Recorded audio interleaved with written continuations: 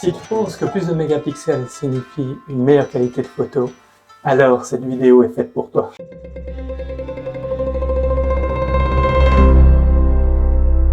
Salut, je suis Fabrice, photographe. Aujourd'hui, comme tu peux le voir, je suis en vacances à Florence et j'avais envie de vous faire une vidéo un peu différente. En effet, j'ai vu qu'il y a beaucoup de termes en photographie que l'on voit dans la vie de tous les jours, typiquement quand on veut acheter un téléphone portable, et en fait, les concepts ne sont pas très clairs. Aujourd'hui, on va remédier à ça. On commence tout de suite avec un grand classique du genre, les mégapixels.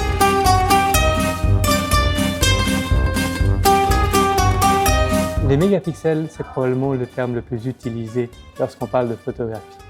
On le voit, même pour les pubs de smartphones, il a 16 mégapixels, 50 mégapixels, 100 mégapixels. Et ça donne cette impression que plus le chiffre est élevé, plus la qualité de la caméra sera élevée. Spoiler, ça n'est pas le cas. Effectivement, petite révision de mathématiques. 1 méga, ça signifie 1 million. Donc une photo de 24 mégapixels signifie que ta photo est composée de 24 millions de petits points. Potentiellement, plus il y a de mégapixels, plus il peut y avoir de détails sur ta photo. Ça semble positif. Ceci dit, il faut savoir que la qualité d'une image, ce n'est pas seulement le nombre de points. C'est également la qualité du capteur, l'objectif utilisé, la lumière présente et le traitement de l'image. Et c'est pour cette raison qu'un appareil photo de 24 mégapixels peut facilement battre un smartphone de 100 mégapixels. Et dans la vraie vie, de combien de mégapixels a-t-on besoin? J'ai pris un exemple classique, Instagram. J'ai noté pour Instagram, par exemple, une image fait environ 1080 par 1920 pixels. Je fais le calcul pour toi, ça signifie un petit peu plus que 2 mégapixels. On parle donc d'images qui sont entre 2 et 3 mégapixels. Ça veut dire que dans la majorité des cas, tu n'utilises qu'une infime partie de ta caméra. Et j'aimerais aussi te rappeler une chose, c'est que plus il y a de mégapixels, plus le fichier sera lourd et donc plus tu auras besoin d'espace de stockage.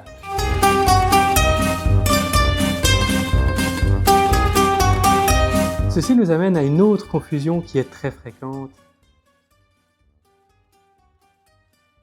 C'est simplement le nombre de pixels que contient une image. Et ça ne veut pas forcément dire la taille de l'image que l'on va voir. Effectivement, prenons un exemple tout simple, j'ai fait une photo de 8 mégapixels. 8 mégapixels, c'est à peu près 3000 pixels sur 2500 pixels. Cette même image, je peux l'afficher sur mon smartphone, sur un écran HD, sur un écran géant, ou alors je peux simplement l'imprimer. Et ce sera à chaque fois des tailles différentes. Prenons un exemple concret. Un écran 4K. 4K, ça va être plus grand que notre image de 8 mégapixels.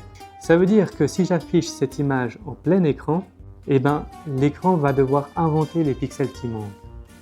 Il le fait par interpolation.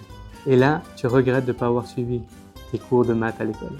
Il faut savoir que plus on agrandit une image, plus on va perdre en netteté.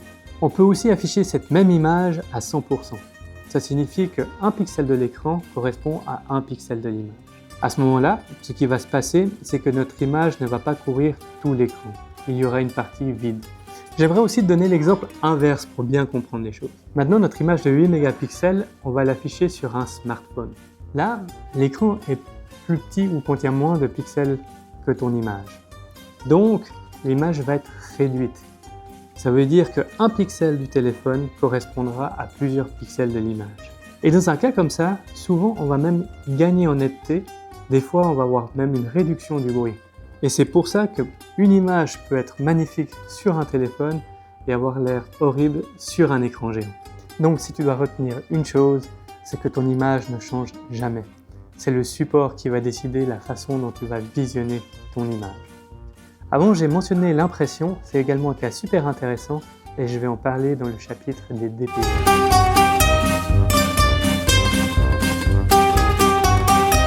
Alors Napoléon, si on parlait du ratio d'image.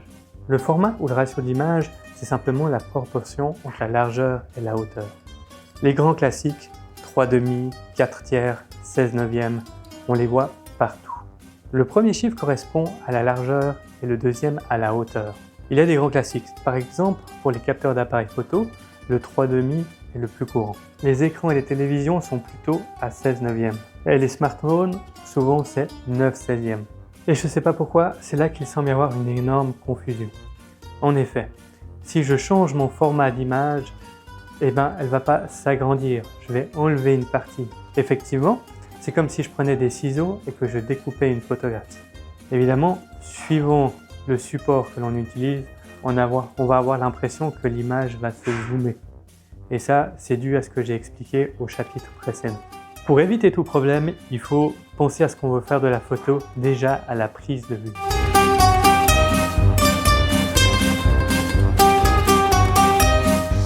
J'ai mentionné plusieurs fois l'impression, il est temps de parler des DPI. Un DPI, c'est quoi? DPI, ça signifie dot per inch. En français, point par pouce. Ça va déterminer le nombre de points d'encre qu'on a sur une surface donnée.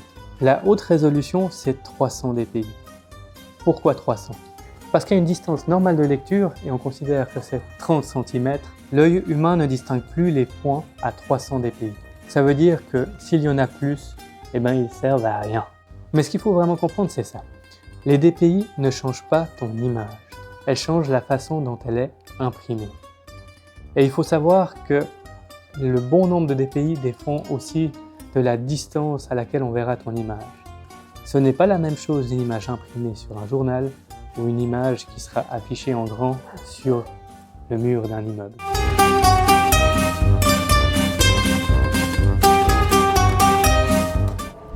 Dans cette vidéo, tu as appris ou revu quelques notions que l'on voit souvent en photographie et qui malheureusement sont parfois mal comprises.